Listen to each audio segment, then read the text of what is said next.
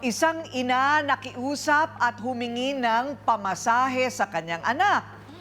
Ngayon, pero sa halip na siya ay bigyan ng pamasahe, sinigawan at ipinahiya daw siya sa harap ng maraming tao.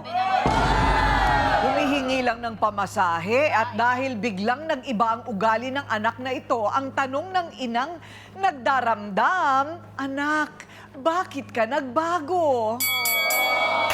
Gigi, sana hindi mo na pinaya ang nanay mo sa kali. Kung wala ka maibigay, sabihan mo na lang maayos ang nanay mo. Cora, pagpapasensyahan mo na si Didi kung masigawan ka man niya.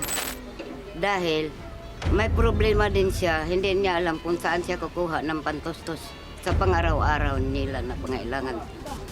Cora, hindi sa lahat ng panahon, umaasa ka sa mga anak mo. Kahit tumatanda ka na, dapat pinaghahandaan mo ang kasarili mo. Gigi, kapal na mukha mo. Pati nanay mo, binabastos mo. Hindi dahil sa nanay mo, hindi ka mabubuhay sa mundong to. Pakinggan na natin ang paliwanag ng mag-inang nagkakatampuhan, Nanay Cora at Gigi. Harapan na.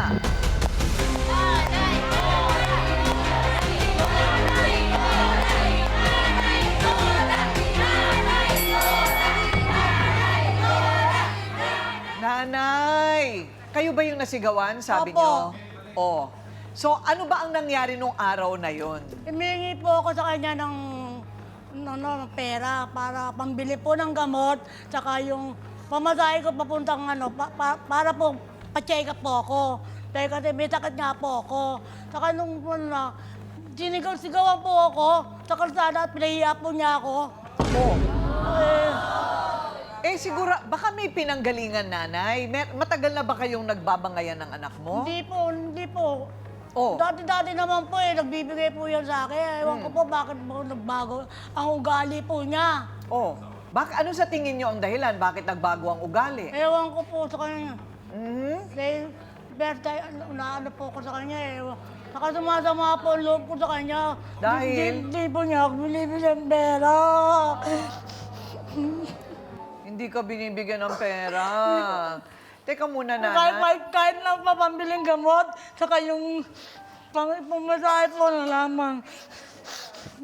Pero kayo pong nagpalaki sa kanya. Opo. Nagpa- Hindi po, nung mali po, kinuha po siya ng tatay niya.